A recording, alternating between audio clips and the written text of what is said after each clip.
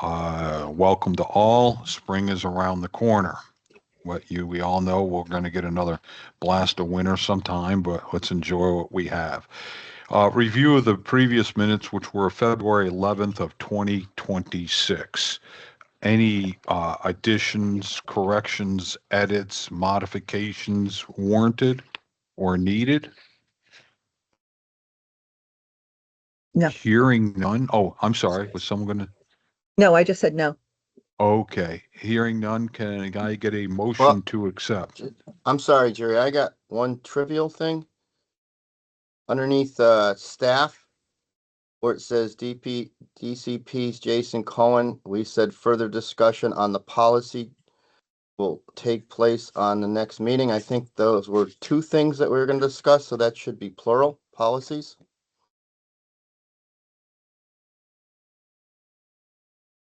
We're going to discuss. Where was that, John? Excuse me. I'm sorry. I'm looking. Under staff.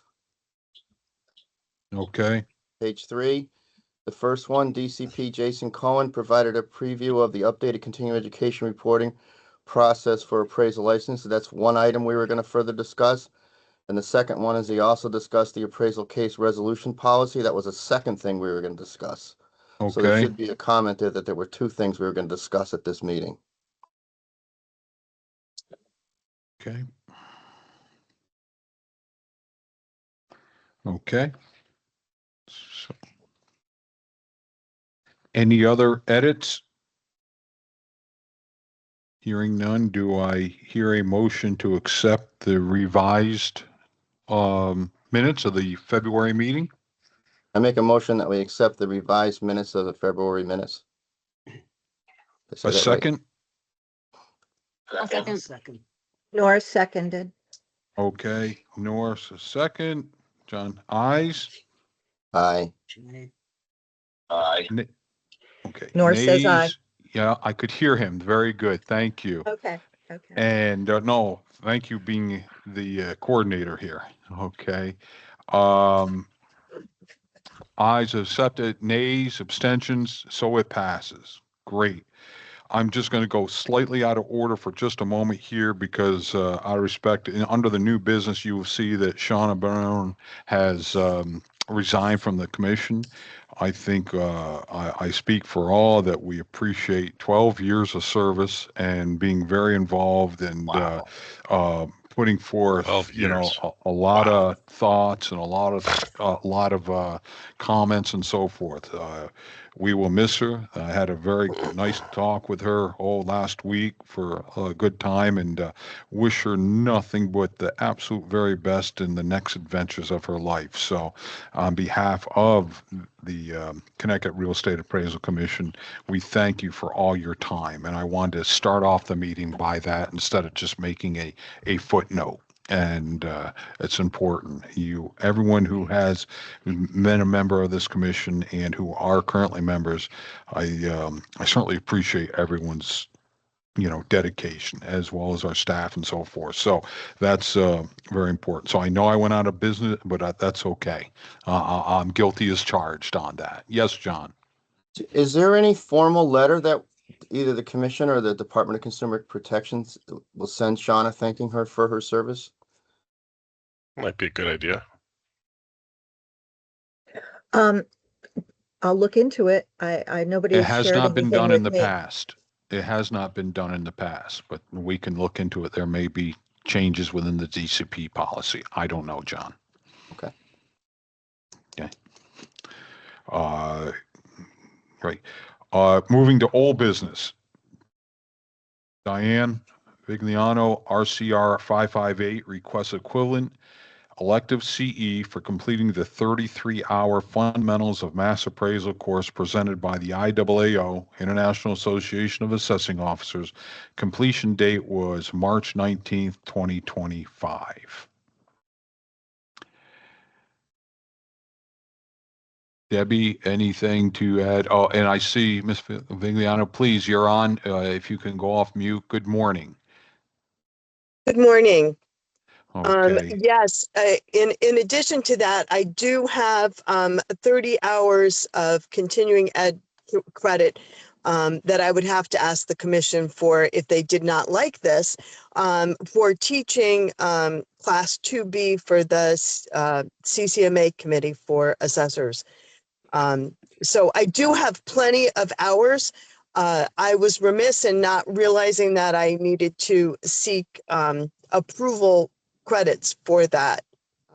Previously, I had kind of a rough spring and fall. I was in the hospital a couple of times and neglected to submit it, and it didn't dawn on me until it was time to ask for the credit that I should have done it earlier. Okay. Jen, you are very involved with this class, I'm sure, or know a lot about it. You're Yep. on mute, Jen. Any Can you hear me now? thoughts? I can, thank you. That's one of our valuation courses. So similar to how we've treated other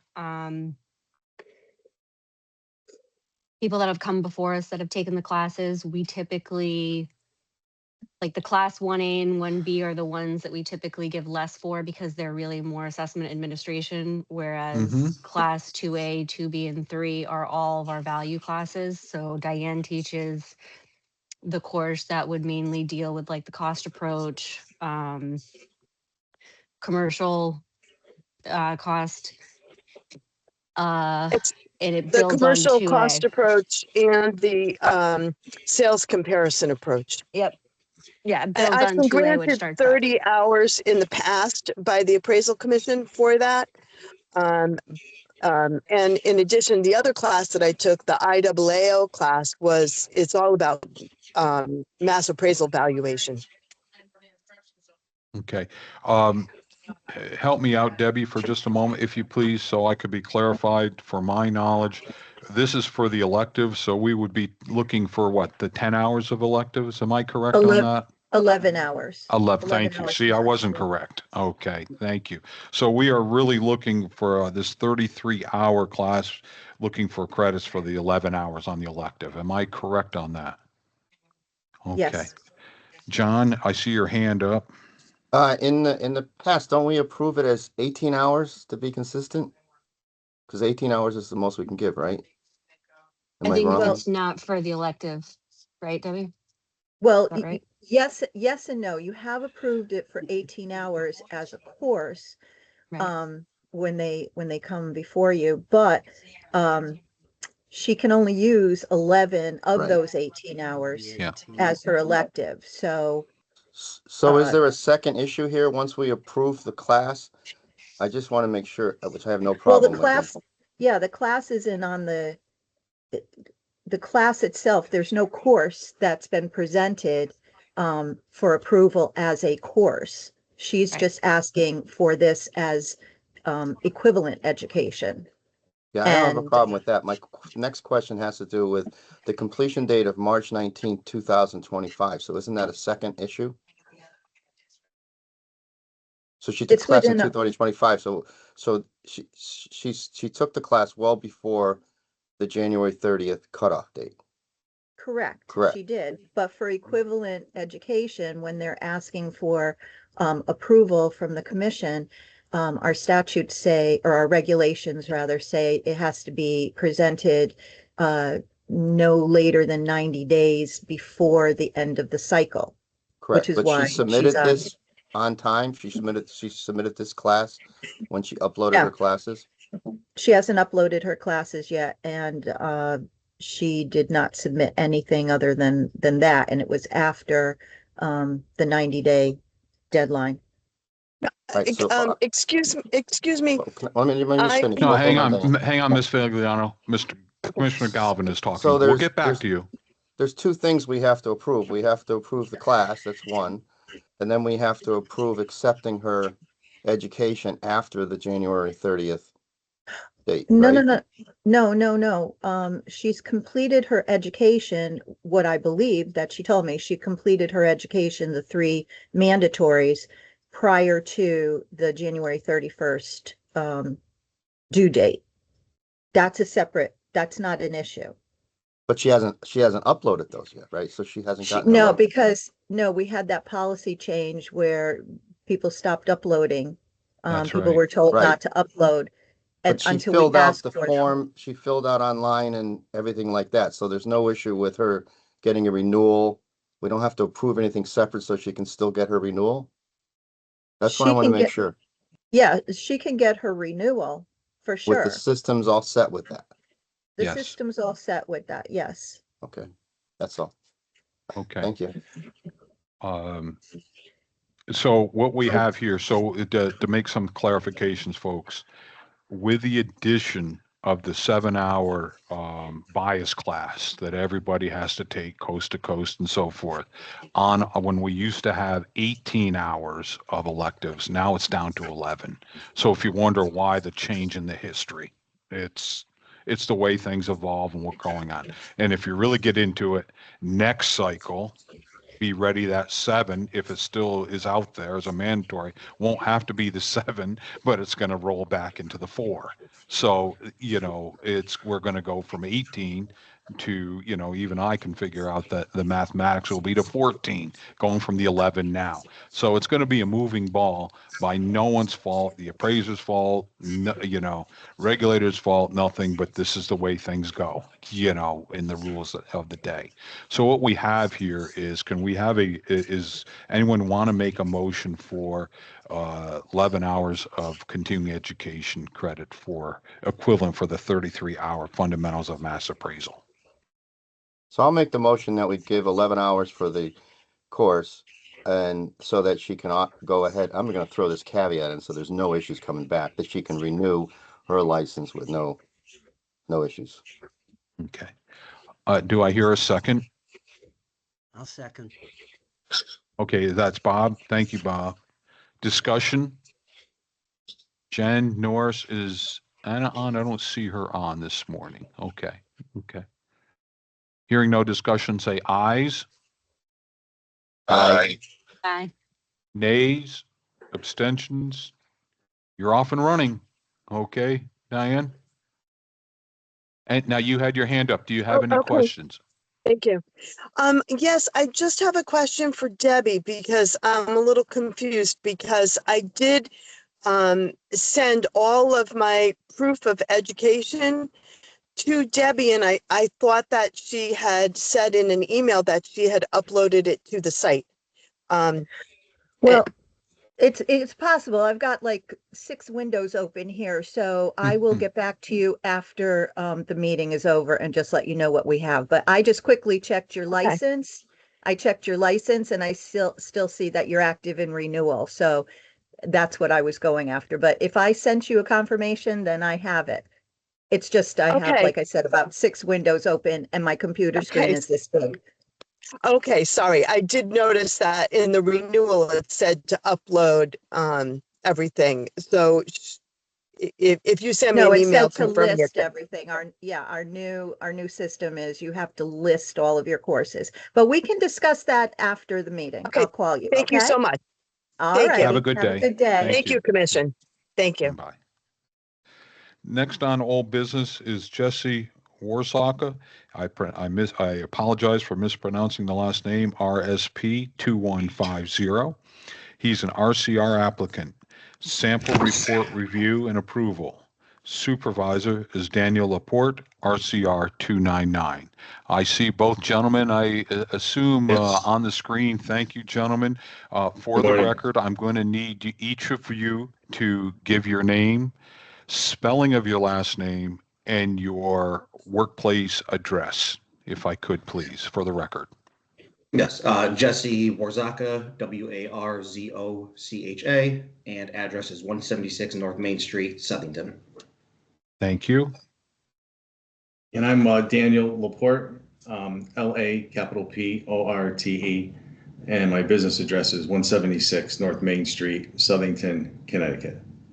Thank you very much, gentlemen, for joining us here. As you know, we will be asking some questions to you, Mr. Warzaka, and will from the members of the commission, and then we can move forward. I, as the acting chairman, do not vote unless there is a tie. Okay, just to make you aware of that, but could ask questions and so forth. And with that being said, I'm going to open up with the first question, if I may. Here, I took a look at your report on in Plantsville, 82 Grove Street. You're where this is, you did, how much of this assignment did you do? Is this all your work? Yes, yeah, inspection, typing report, I did everything. Okay. What was the most challenging aspect of this assignment? Probably comparable search a little bit because the prices over here in Southington definitely vary. So trying to find proper comparables that fit the subject was a little bit of a challenge for sure. Okay. I noticed something in there, and it'll be my last question, fellow members of the commission. You'll be able to jump in just a second here. You took pictures of the water running and the pictures of the lights on. Is that common practice, or was that a specific requirement by this client? When homes are vacant, a lot of clients, it happened to multiple, and this one as well, ask to see if the power and the water is running. So we take that out of precaution. Okay, this has become standard practice. Is that a fair statement on my Yeah. part, or okay? Yeah. Very good. Thank you. I open it up to other members of the commission who may have questions. Well, I do if no one else does. Please go ahead. Okay. Jesse, I think you did a good job of taking my previous feedback and getting it into these reports. I think all those areas where I had some issues were addressed very well in these two reports. So that's good. I just had a few things, though, I wanted to point out in that same report that Commissioner Rasmussen was just talking about, the 82 Grove Street report, only because when you don't properly maybe proofread the report or address some things that stand out, it could lead potentially to a misleading report. And so I had three issues just to point out, again, just for your education Yeah, absolutely. So in the sales comparison grid analysis, comps number 3 and 5 are both listed on the energy efficient line with solar panels. And the subject has none, but there are no adjustments. And there are no comments anywhere about why there are no adjustments.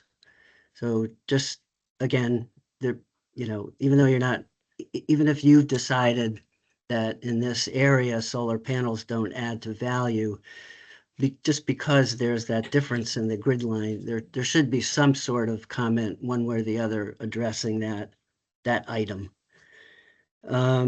Comps 2 and 5 are listed with prior sales in the past year, and number 2 sold for about $120,000 less than it is with the current date than you're using, and that's just 5 months prior to that date. So there's a huge gap there, a huge difference in value in just 5 months. But when you've got those prior sales, you do say that you do acknowledge the sales, but then you've got to go a little further, and you've got to analyze those sales and relate them to the current one that you're using, and make sure that we understand or can agree with you that these are viable, comparable sales. This might have been some sort of flip situation or a case where renovations were done afterward, but Right. we should know that. Okay. The last thing is comp number 5. If you look on the garage line, it's got the same 1 car capacity as the subject. But you're making a $10,000 adjustment there, which doesn't seem to be warranted, seems to be an error. I don't know if you agree with that, but if you remove that, then that indicated value drops way below the appraised value. It might have affected the appraised value a bit. So you just need to be really careful about checking all those adjustments. Yeah, absolutely. That's it. Otherwise, I thought the Thank you, reports Bob. Yep. were good, much better. Awesome. Thank I you, appreciate Bob. the feedback, Bob. Thank you. Jen, John, Norris, anyone have questions? Is Anna on? Debbie, I'm sorry. I'm looking at a small screen. Is Anna with us? You're on mute. Maria? Maria, excuse mean- me. Maria, you mean? Maria, No, thank you. Maria could not make it today. Okay, fair enough. My apologies. Okay, John or Jen or Norris. Jennifer, go ahead if you have questions. None. I just got two comments. I'm in agreement with Bob, and I think just a suggestion is to go back and read use PAP where it talks about previous sales of the subject. The largest case I was ever involved with involved the use PAP with a previous sale, and sometimes my suggestion is if there's a previous sale of a subject, don't just take it for granted that that was a sale. Go the extra steps, call somebody and confirm it. And then what in this case where there were renovations, one suggestion might be to actually try to get the costs of those to justify the work that was done and then it was coming up to it. And the same thing as Bob mentioned with your comps too, because if you ever get into a litigation case, those are things they're going to jump over. And then the last thing is just a question. I noticed you included on the second appraisal, you included your E&O policy in the addenda.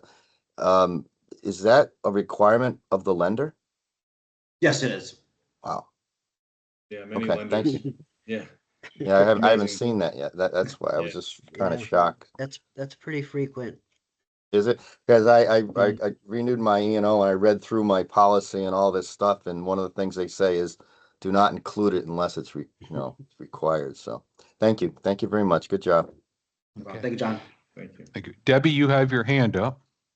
Yes, I just wanted to add about that E&O that typically we've seen in the past that if a client is requiring an E&O policy, sometimes people just provide it in their file and not add it to the report itself because you never know where the report is going to land when some people share their reports with people once they receive possession. That's all I want to say. Yeah, okay, thank you. Any other, I'm sorry, Jen or Norris? Debbie, you have to be our conduit with Norris. We'll start there. Do you have any questions? I'm good. Okay, he's good. Good, okay. And Jen, I didn't want to shortchange you. Anything? You're Nope, good? I'm good. Okay, Yep. thank you. Folks, if there are no more questions, any discussion or a motion to be made? Bob, you want to make the motion? If I could phrase it properly, I guess I'll make a motion that we accept Mr. Warzaka's work samples, approve them. Okay. Very good. Can I get a second? I'll second it. I'll second. I'll give it to Jennifer. Jen, you got the second. Okay. Now discussion amongst members of the commission. Hearing none, I'll call the motion to a vote. Ayes, Aye. Aye. nays, abstentions. Congratulations. We wish you nothing but the very, very best in the business. Thanks. Anytime that you may have a question or a concern, for the most part, unless there's a weather or sickness or whatever, we meet. Okay, so you don't be a stranger. If you want to, feel free to come before the commission, even with a question. It is not only welcome, but encouraged. We wish you nothing but the very best. Debbie can tell you the next processes and steps after the meeting. Okay? Perfect. Easy enough. Yep. Thank you guys for Thank you. all the feedback and everything. I really Yep. appreciate it very much. Very good. Appreciate all Be- Deb's help too. She's very helpful. Yes. Thank you, Debbie. Thank you, Debbie. Very good. Thank you. Thank you. Thank you. All right. Um, Take care. Very good. Okay, new business. We've already talked about the Shauna. We will miss her. It was a wonderful conversation, as we said, but I really wanted to start off the meeting of showing our true appreciation for her contributions over these dozen years. How time flies. I didn't realize it had been that long. So the next thing under new business, it says CE hardship waiver requests. So I'm all ears. Who is going to let us know well, what this is? Yep, this has been withdrawn. It's already been taken care of, as well as the one Okay. below it for Scott Mellon. It's been withdrawn. He's decided not to pursue that. And also the CE hardship waiver request with no names on it. That's been addressed by the department, so that can be removed as well. Okay, I am looking at what I printed out early this morning from the updated agenda. So I printed out, was there mornings, because all I just had was it said CE hardship. Oh, I can see. So these were taken off from the previous. Okay, now I can see where Right. the difference was. Okay, Mhm. I'm just going through here. All right. And then the So- same for under staff too, 26-59. That's been addressed by the department. Oh, good. Okay, and what was the result of that? We're accepting the request because it was a medical, which I think I sent everything to the commission about that. I believe I did. Okay. Yeah. All right. So, is it, let me start with legal, then we'll come back to staff. Legal, is there anything to be? Hi, good it's- morning. Hi, good morning. Vicky Bullock, Department of Consumer Protection. Hi. I don't have anything to say. There have been some changes that were made or some decisions that were made, but I don't, the department is just implementing them and enforcing them as instructed, and that's it. That's all I can say. Okay, thank you. Okay, I can So- add, Yeah. too that we are not waiving CE. The CE has to be completed. It was just the penalty waiver that that we were considering and then waiving if appropriate.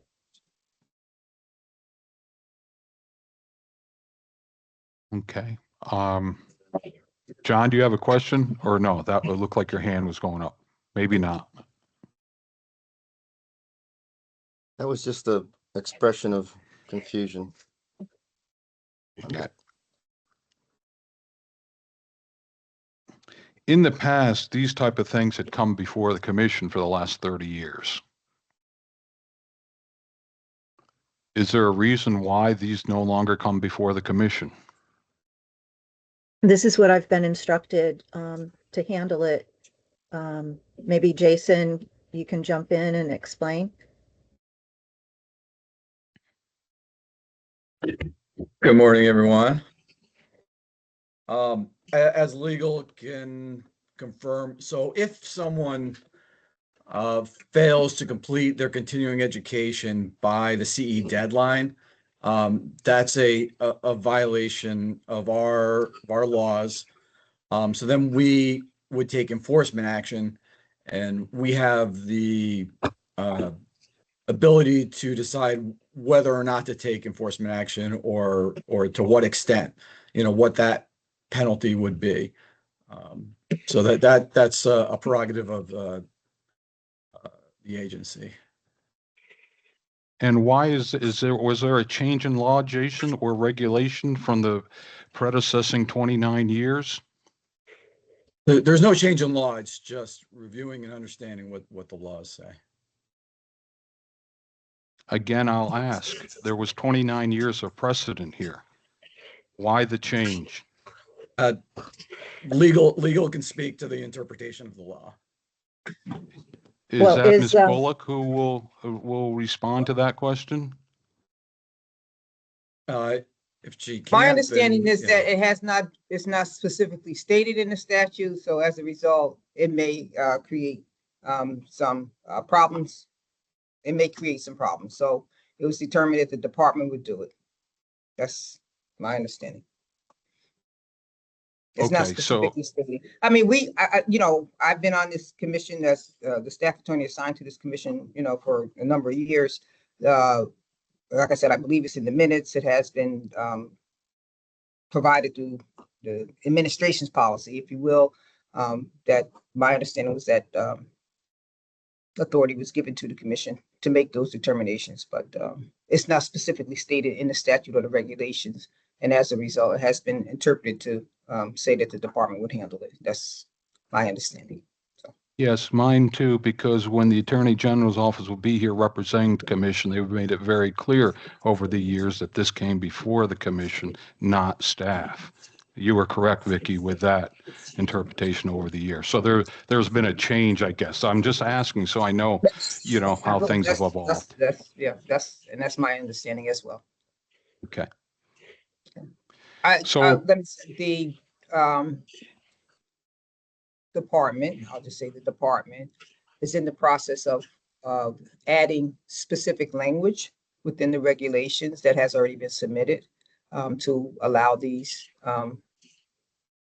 procedures, if you will, that is specifically stated in the regs. So there won't be any question. So that has Wait. been already Wait. Hold Can I it, jump Bob. in, Chair? John, wait a minute. Bob had a hand up first. We'll come to you in just a second, No, okay? let this discussion keep going. John, Okay, you go. John, go ahead. Look, I'm a little fired up here, so I apologize. Jason, okay.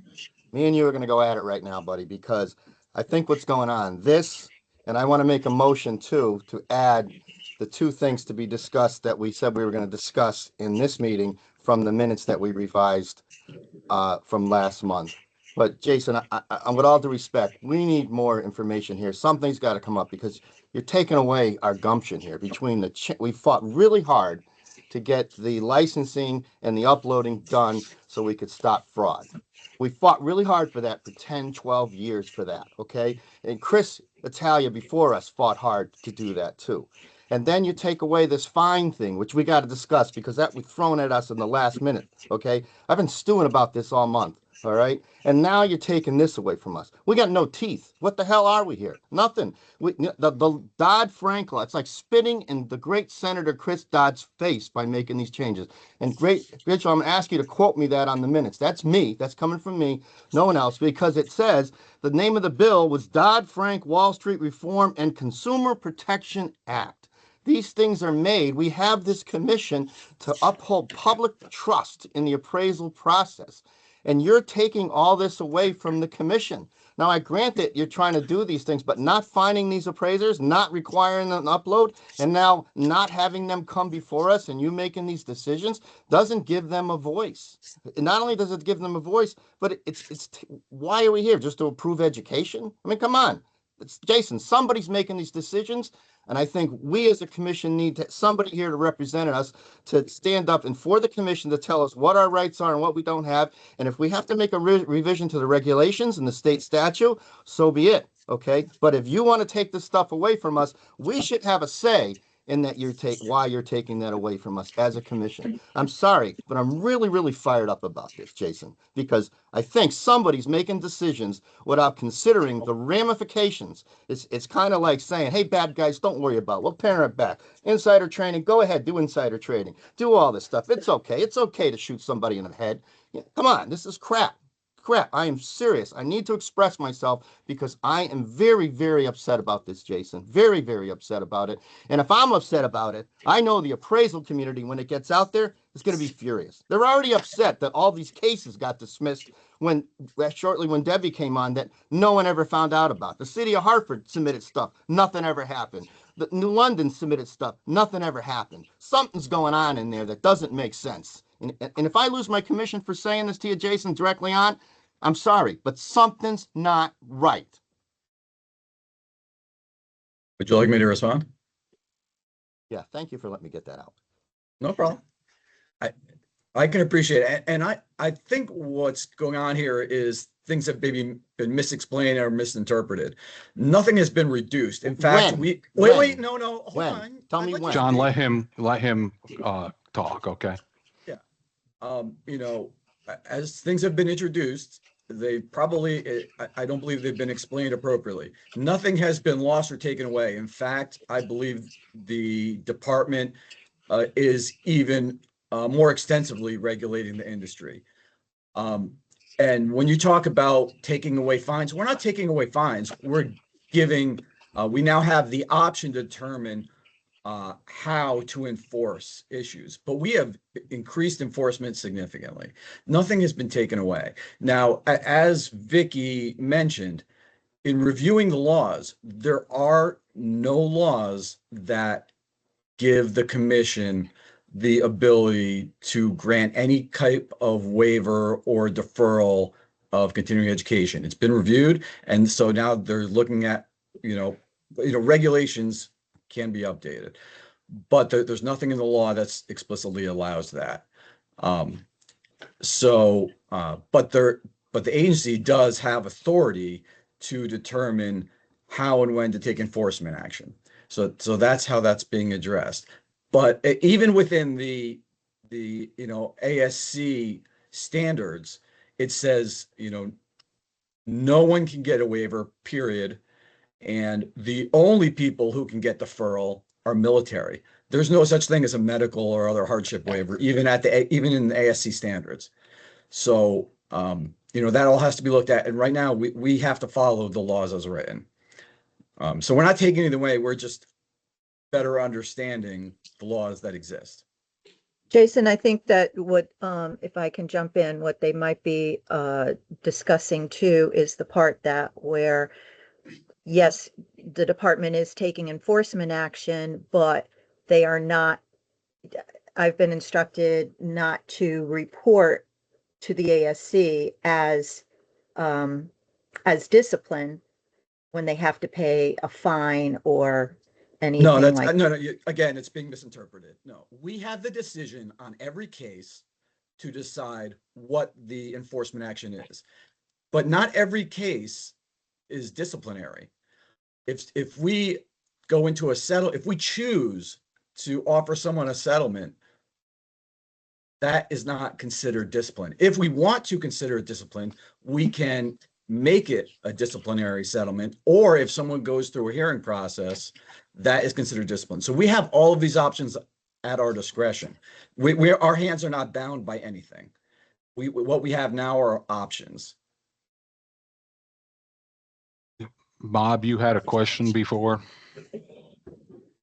Well, it's not really exactly related to this discussion. It was more for one of the things that would have come before us that seems to have been resolved elsewhere.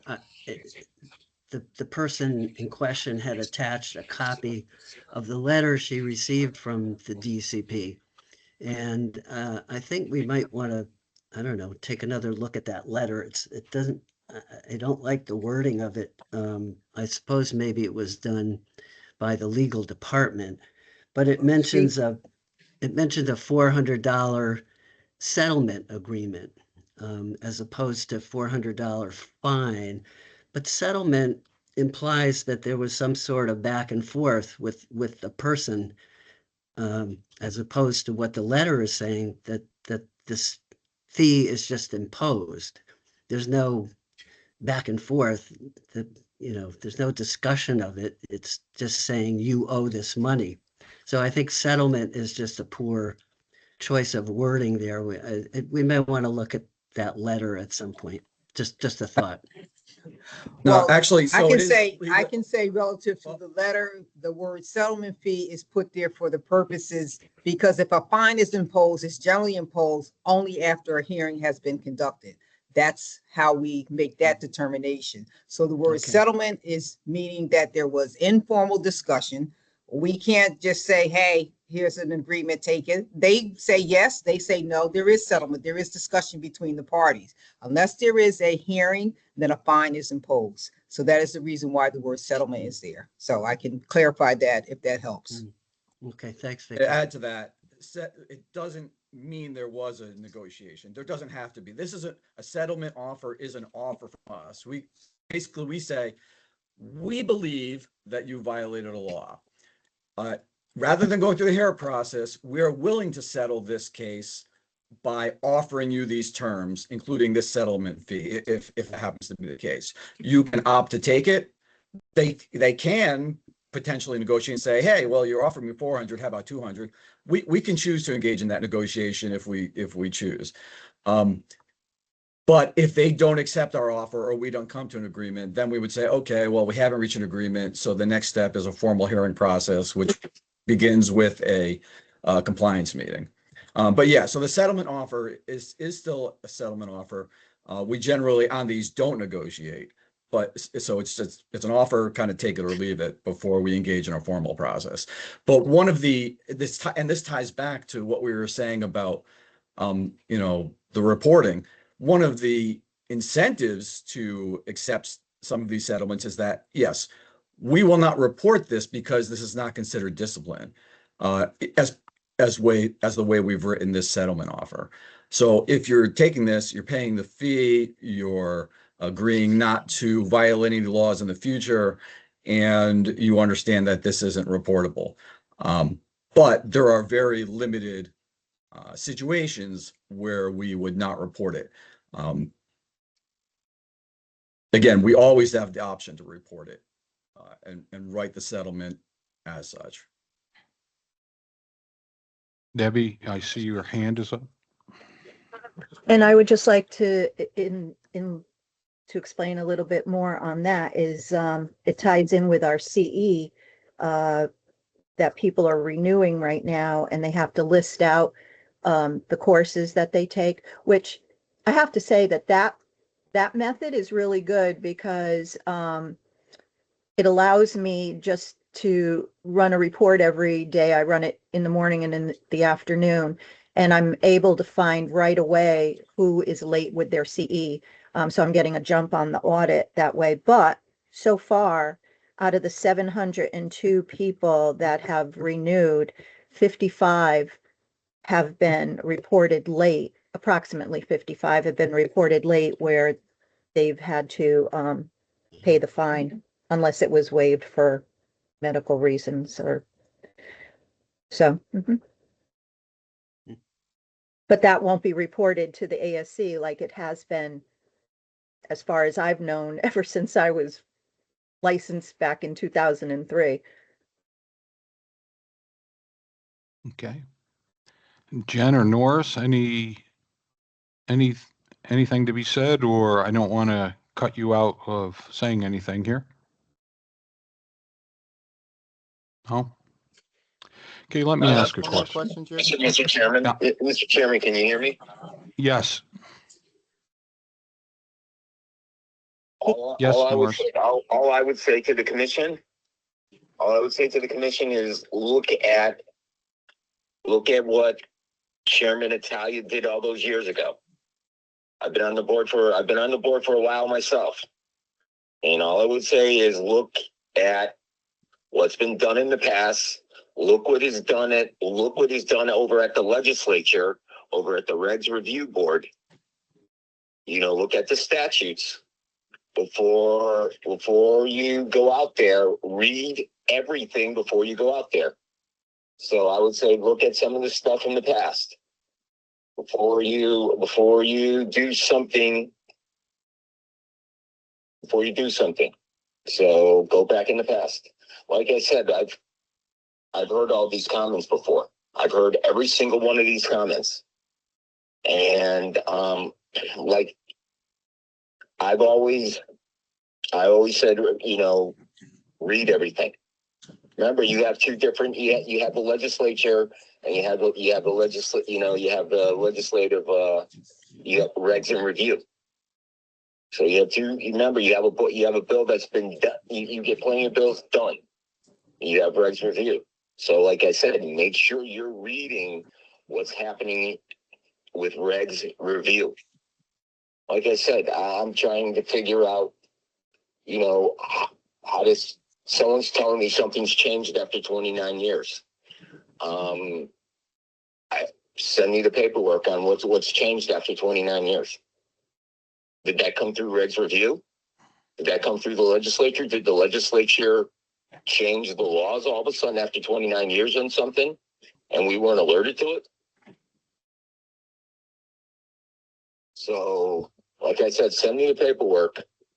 Send me the paperwork on what's changed after 29 years. But I know how what's happened, how this board got created. I remember all those years ago.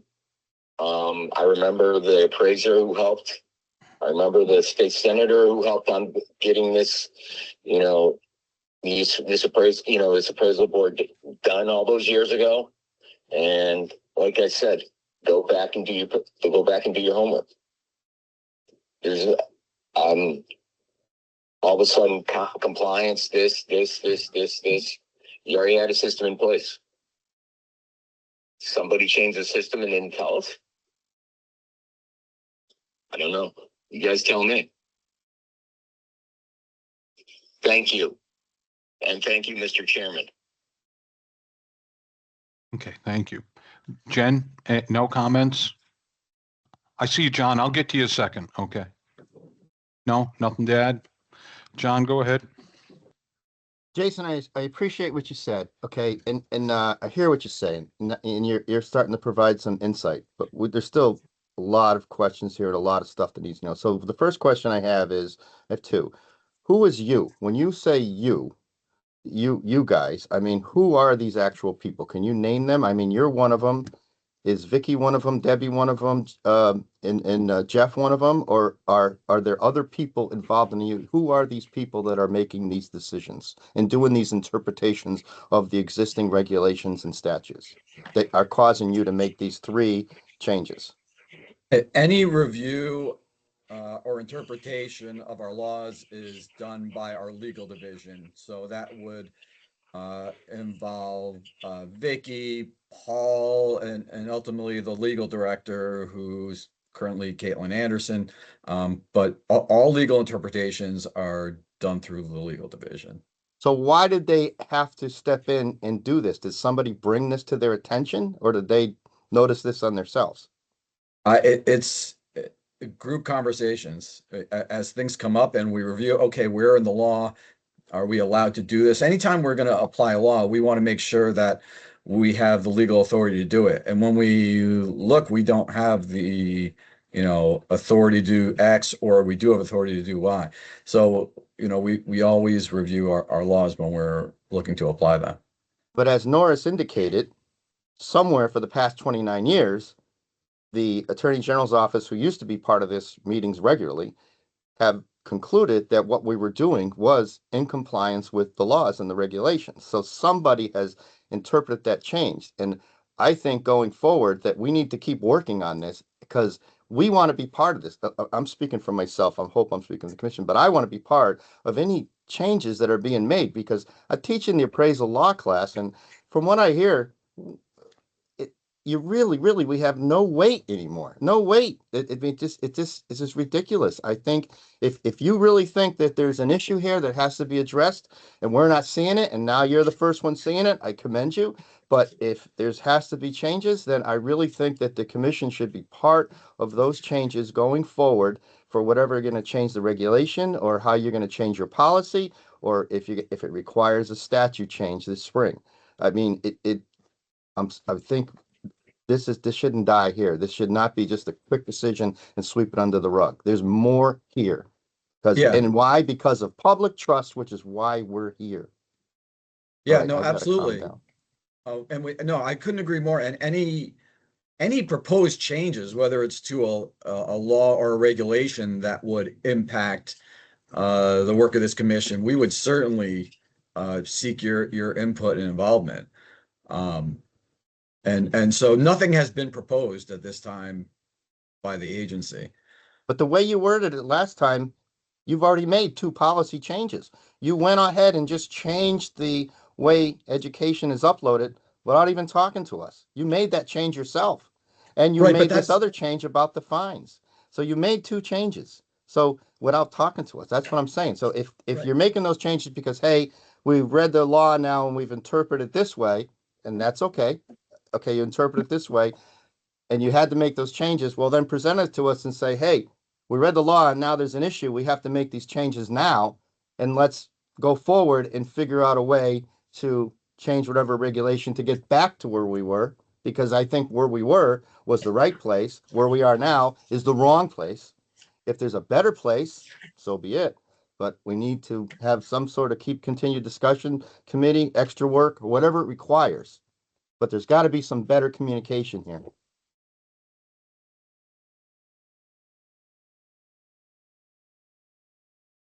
Jason, I'm sorry, I didn't know if you wanted to comment or not. Maybe you don't. No, I'm fine unless there's additional questions. Okay. I have a couple. Sure. So with these changes, where does the members of the commission stand in the process?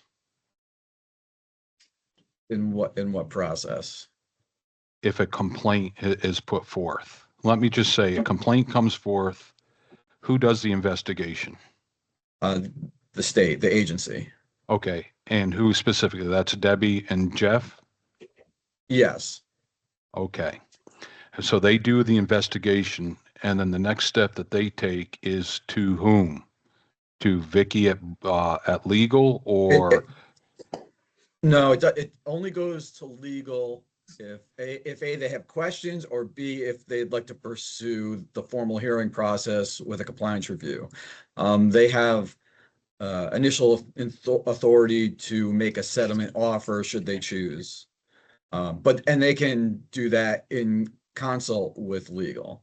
Okay. But when it comes to continuing education, there are certain things where there's just kind of a default standard. So if they violate, for instance, if they violate the law that CE must be done 3 months in advance, we have a standard settlement offer for that. So, as Debbie said, she's had like 30 of those. It would be silly to speak to legal about all 30. You violate X, this is what we do by practice. And again, not looking to make changes. So that same settlement amount has been used for years. It's been, the $400. But again, that's something that we opt to do. A settlement offer, as you might know, is like I said before, it's a negotiation. So there's nothing in law or statute what that settlement fee amount should be. But again, it's just a standard. So yeah, so they would investigate it, and they would, if they believe a settlement is appropriate, they can offer the standard settlement, or they can say, we want to refer this to legal. And then once legal has it, they have they do a compliance meeting. And from the compliance meeting, they have 3 options. They can dismiss it. They could say there's nothing here. They can offer their own settlement, or they can refer it to the commission for a formal hearing. So what I'm hearing, and therefore members of the commission have no input, say, or notification at all in that process. That's what I'm hearing. Hearing process, you are the hearing board for cases that go to hearing. Yeah, but Jason, decisions have already been made before they even get to there. Those decisions have been made, either there is a settlement offer and so forth. The members of the commission will never hear about that, as I hear, and how it's been operated here recently. Am I correct on that? Because that's how it's looking. Well, that hasn't changed. Settlements have never come before the board, and it's not appropriate to. The commission only takes part in hearings. I'm sorry, I'm going to correct you. Yes, they have come before the board historically, because my name is on a number of them, signing off as the acting chairman. So that is not a true statement under the historical perspective here. And That's also, number one. just for clarification, there have been many instances in which board members have stepped down to provide their expertise, if you will, for cases in which, settlement may have been the ultimate result, but their expertise was required, especially for commercial properties and things of that nature. So we have had the involvement of the commission for those types of cases in which their expertise was required. So they have been involved. So I have Yeah, to- great point, Vicky. Just to Thanks for bringing clarify that that. up. Yeah, thank you. Yeah, but I would Okay. like to also throw in, Vicky, that I've been involved, but I just put my input. I don't have any say in the decision. The last one, actually, you guys went and made a decision that I didn't agree with that should have come before the commission. Okay, and that was wrong. That was sending a poor message to the appraisal community. So enough out of me. I want to hear Jerry's questions. I think these are very, very important. So when Debbie or Jeff or whomever is doing the investigation, if we get into a settlement conference, that will involve who? Debbie, Jeff, Vicky, yourself, Jason? It depends on the situation. It's generally the examiner. It depends on the situation. You know, it like I said, these standard CEs may not go beyond, you know, like Debbie is generally handling the CE cases right now, and most of them wouldn't go beyond her. You know, it's fairly cut and dry. You know, but if she has questions, she consults me and or Vicky and or Paul. So it just depends on the case. Okay. So a decision gets made, whatever it may be. Okay, if there's a fine, fine, not fine, move it on, and so forth. So the commission is still excluded from that portion right now, as I understand it. Okay, so therefore you come to a Can I settlement. make one Yes, comment? It's certainly. actually important that the board not be included at that point, because anyone who would have to ultimately be excluded if it went to hearing. Just like when John stepped down for that settlement, if it did go to hearing, he couldn't be part of the hearing. So Okay. it's important that you not be involved prior to a hearing. Okay, understand. So we get to that point in time, and then an agreement is come forth. Who then makes the decision what gets reported to our friendly folks in DC, and who does not? Who's makes that decision? Yeah. Well, that's part of the settlement. So as I said in that policy that was shared last time, if basically the policy is if it's a settlement where they don't admit guilt, basically we don't find them guilty and they don't admit guilt, then that's not reportable.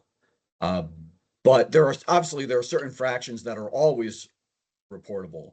You know, if there's a suspension involved or revocation, things like that.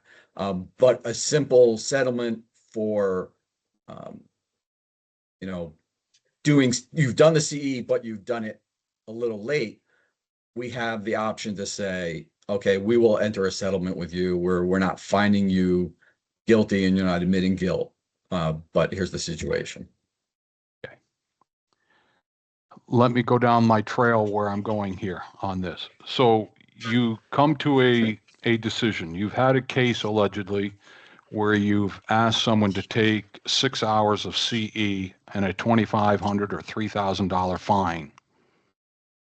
And now I'm being told that will not be reported to the friendly folks in DC. Well, I'm not. Someone had to make that decision. And going back to what Commissioner Galvin was saying, that undercuts the entire thing of our law class that we're making folks go through.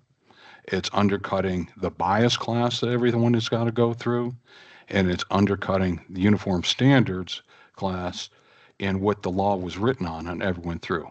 So who makes a decision what gets reported and doesn't get reported? And if someone is having to take a couple classes and a sizable fine, and that is not deemed to be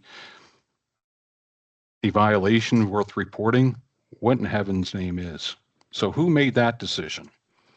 No one has made any such decision. There have not been any cases like that have not been reported. Again, it would have to be minor, such as late CE, but the examiner has initial authority to determine an appropriate settlement.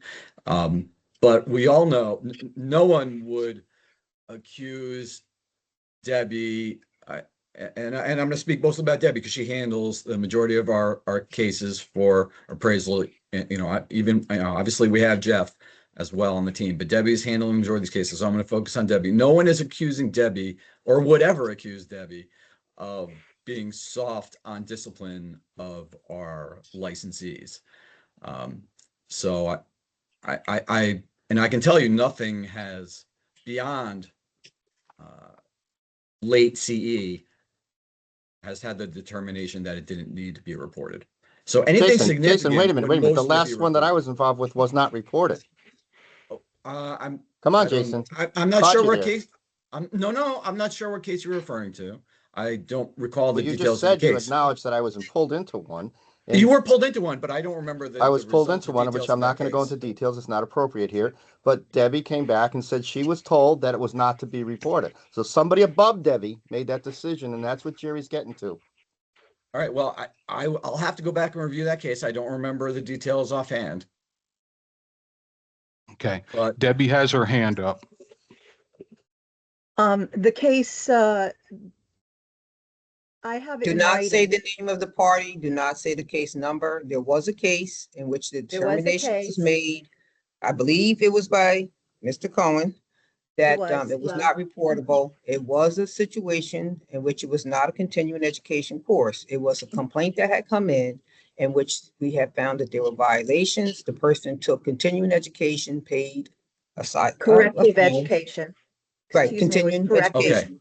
Yeah. So okay, there is a case. I recall the situation now. I was not involved in the decision of the settlement. I was not involved in the settlement whatsoever. What legal reviewed the settlement that was made, and the settlement as written was not reportable. So I was not involved in the settlement or the settlement decision, but the settlement as written was not reportable So because Jason, when you say legal, I just want to get this clear in my head. When you say legal, when we talk about legal as a commission, let's get some words correct. We're referring to Vicky. So you're saying Vicky made that decision, no, or I'm not legal above naming Vicky? people. I'm saying there's Vicky, Paul, and above Paul is Caitlin Anderson. So What is our Paul's legal title, team. and what are these people's titles? Paul is my supervisor. Paul Grabowski is my supervisor. Borowski? Grabowski, Grabowski. Graboski, I believe. Thank you. I didn't mean to cut you off, Chairman. I just. That's fine. Debbie, you were going to be saying something? No, I was just alluding to that same case that Vicky said, and thank you, Vicky. I was not going to mention the name or the case number, but I had reached out because the respondent had asked if it was going to be reported. I communicated that question to Jason, and he told me in writing that it is not a reportable offense, even though they had to do two corrective education courses that does not count towards CE or qualifying education, and they had to pay a fine of $2,500. And again, and that was in consultation with legal based on how the settlement was written. It makes no sense. That's ridiculous. What does constitute something? The question now has to be asked. What does constitute something to be reported to the folks in DC? If someone has to take two corrective, excuse me, if people have to take two corrective courses and a sizable monetary fine, what in heaven's name constitutes what has to be reported if that isn't? The language in the agreement has to omit the part about there is no admission of liability. That's what happened. That was what was in the agreement. And as a Okay. result, that was what was in the agreement. In the future going forward, that will not be in the agreement. Vicky, then I'm going to ask this question. In the past, Denny Mazzano, Chris Italia would be signing off on these as the chairman. I've signed off on a number of things as acting chairman. that has gone mute in the last year. So that process is no longer done, that the I'm commission not won't be going to say, signing off. no, I'm not going to say that that process is no longer done. What I am going to say is that the statute says that the commissioner and the commission works in conjunction, has equal power. There has been instances in which the commissioner has signed as opposed to coming to you as the chair of the commission. Mm-hmm. That's what I'm saying. But I'm saying you have the ability as the chair to sign off on it. There have been instances in which the commissioner has signed off on it. That's all. Okay, let me ask this fundamental question. On most courthouses and most state capitals, you have Lady Liberty standing on there withholding with a blindfold the balances of power, and things are being equal to everybody. So if we have a select few doing the investigation, that same select few do the hearings, and that select few makes the decisions on the appropriate action, and the decision not to or not to report to the folks in DC. How is that a balance of power? How this was all set up?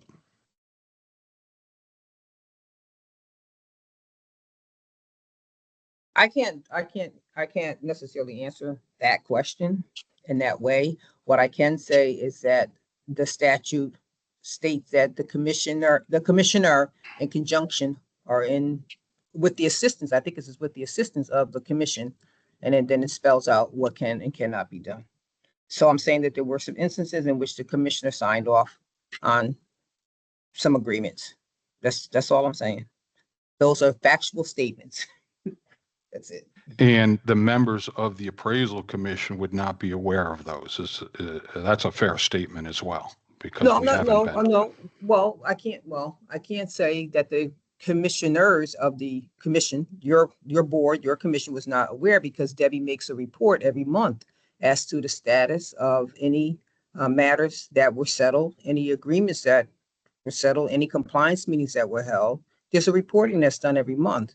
So anything that's done is reported. Anything that's done and everything that's done is reported, because she does Okay. report monthly. So If that is it, it's never a way in which it's not disclosed. I'll put it that way. There's never a time. There are reports that are done, as part of the agenda. okay, if that is the case, then what people have been alluding to in a case that Mr. Galvin stepped down to assist, why has that not been reported to the commission in the minutes?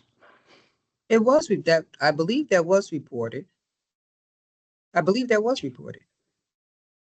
No, Vicky, seriously, was that Jason, if you Deb, could was jump that in Never here, Deb, too, was was. I'd that like to hear reported? your opinion. But when we know for a fact here, when Debbie reports stuff, as you already told her, Vicky, at the beginning when we discussed this, that she can't disclose the details. So as a commission, that information that Debbie's telling us is really useless. It just says that what she's doing in her job, which we all respect, by the way. And I think Debbie's doing an excellent job. But we don't get any details. And by that time, we have no say in it. What Chairman Rasmussen is actually saying is there's no balance here. We have no say in this process. So all we get to do is a say at the end when it comes to us in the form of a hearing. But you guys are making the decision what should be a hearing and what should not be a hearing. And it seems to me that you're only making the decision of what be a hearing is when it actually involves some appraisal methodology that you don't understand. When there's more to it, USPAP is more than just appraisal methodology. And so I think things are getting missed here. And that's where the teeth are going.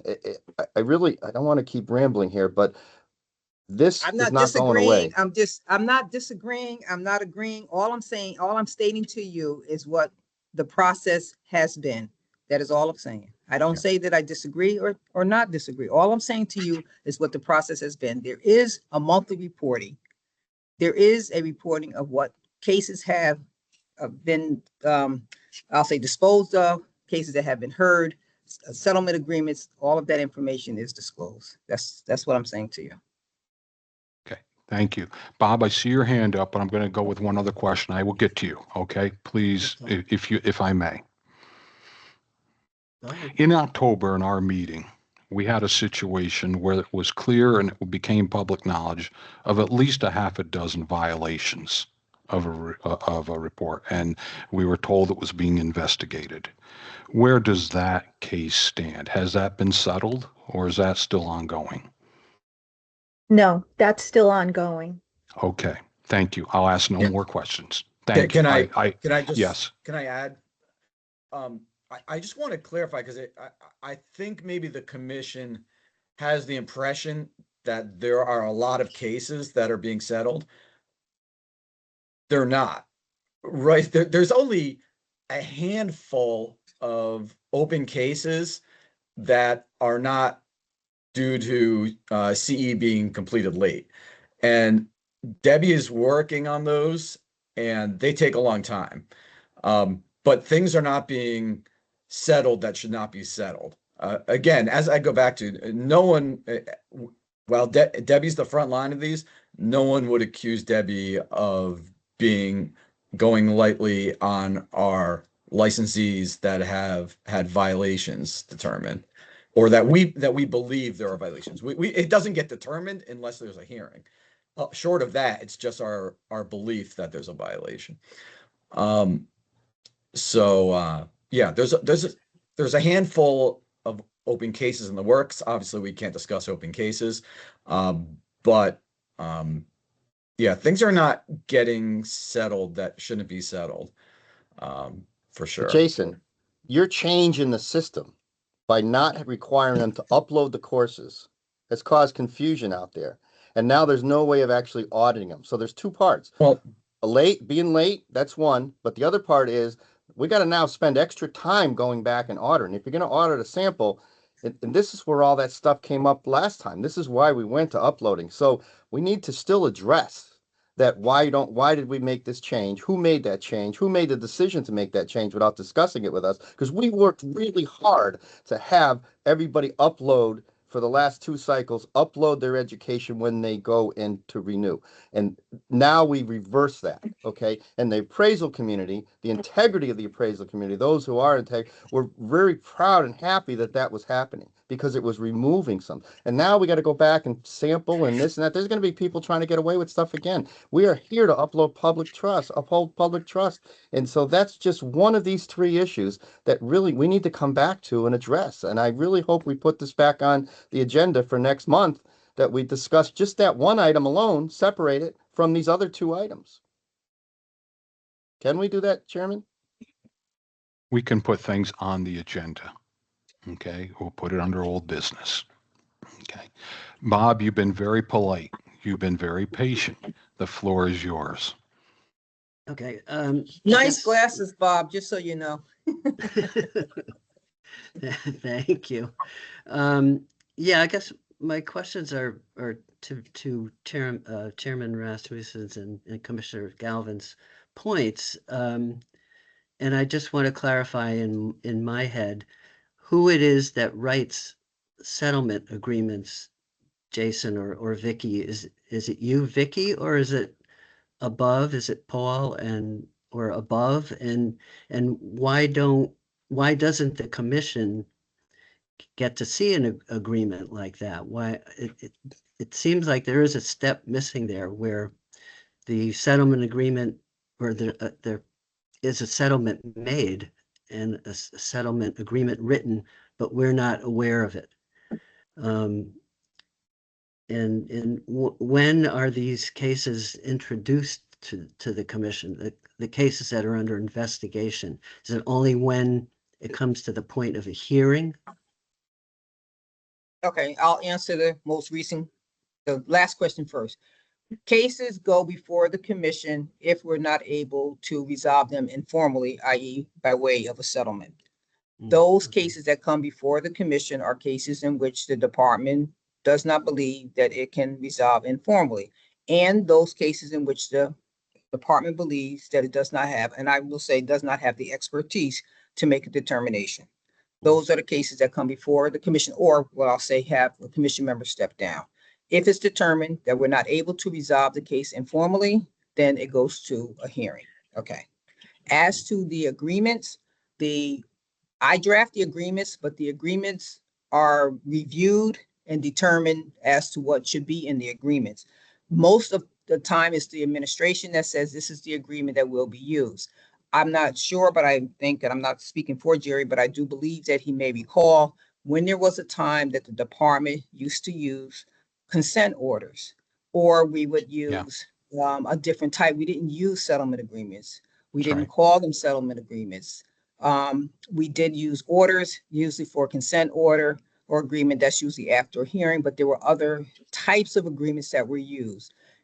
Every administration has the ability to say, this is the agreement that I want to be used. When I was told to use settlement agreements, that's the agreements that were used for the cases that were resolved informally.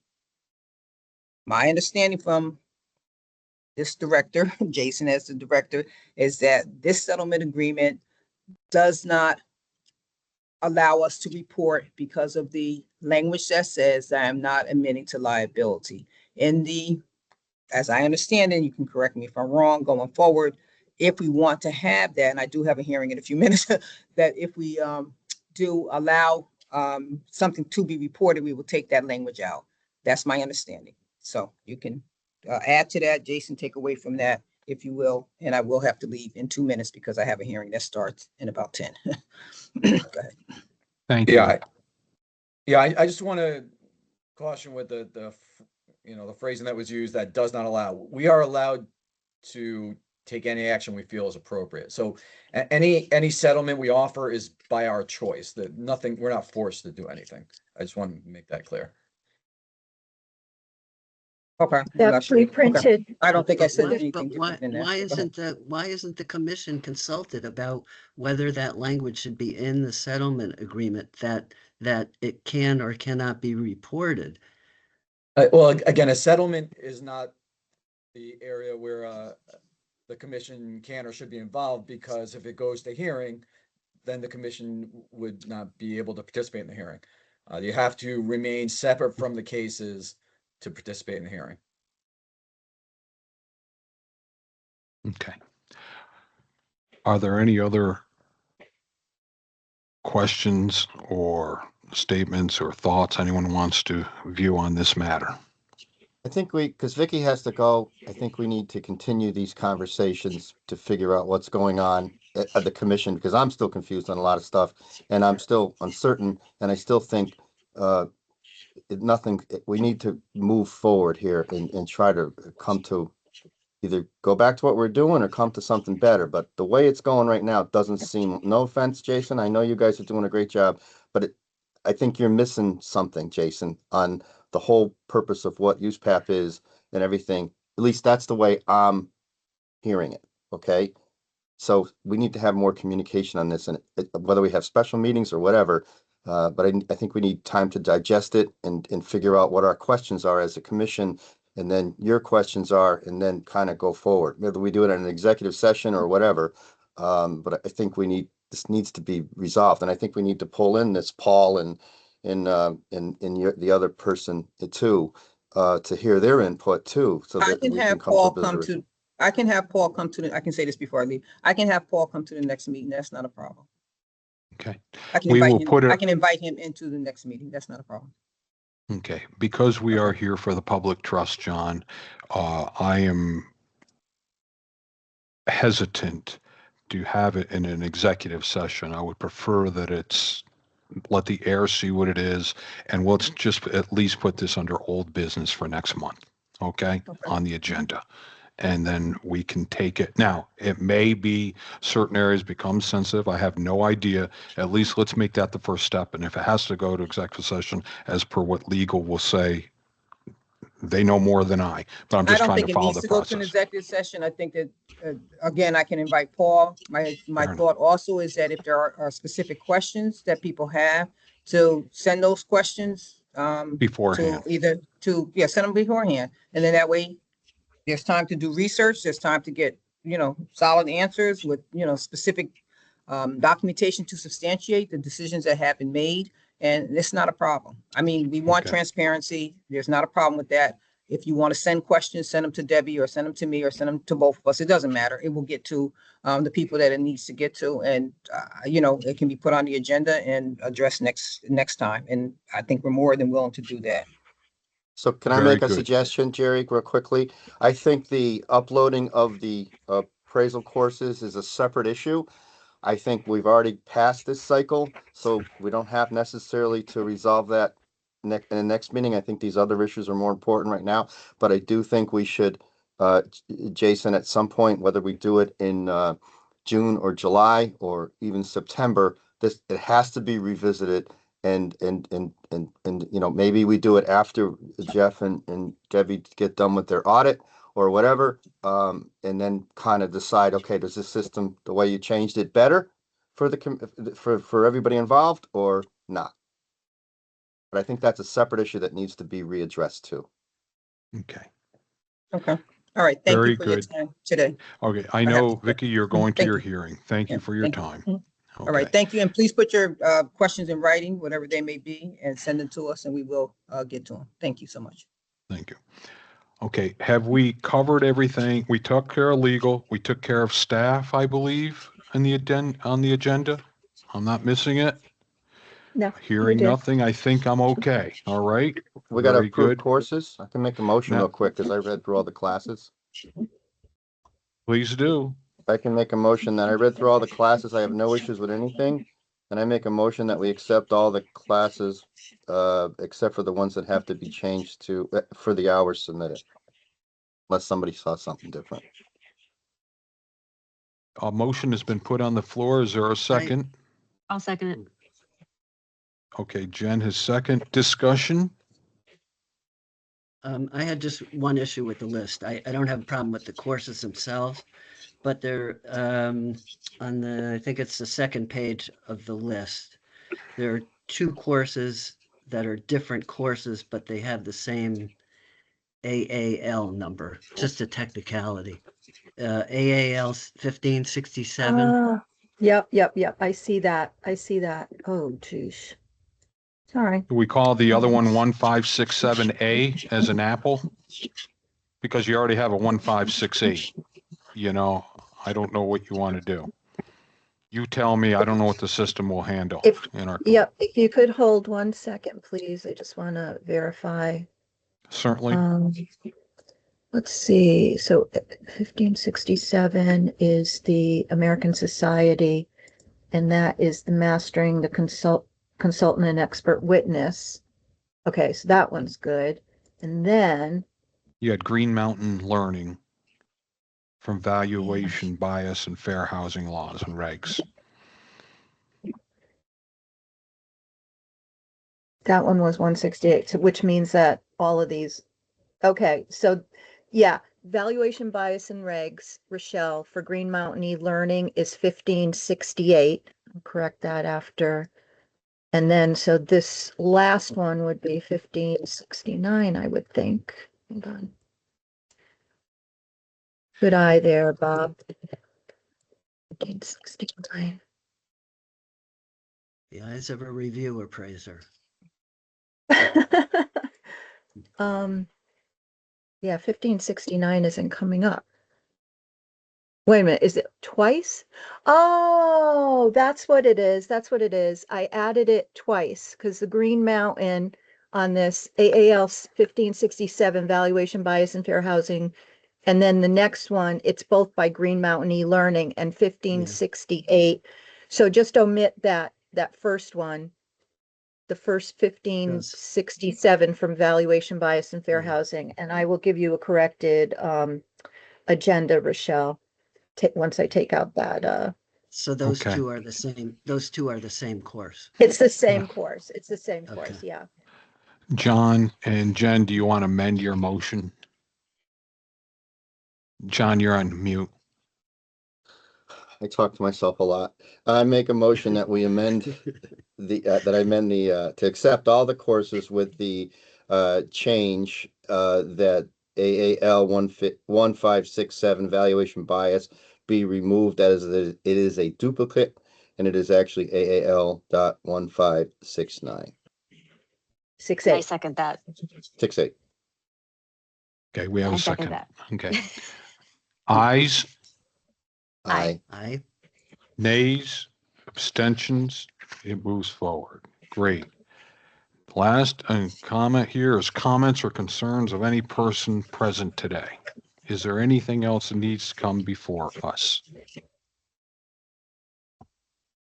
Hearing none, then I'm going to, in just a moment, ask for a motion to adjourn, but today marks my 30th year on this commission. Wow, And so congratulations. this has been a very enlightening meeting.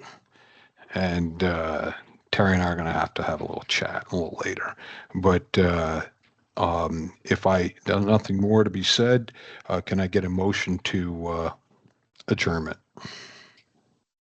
I make a motion to adjourn. Bob, okay. Second, Where's Norris?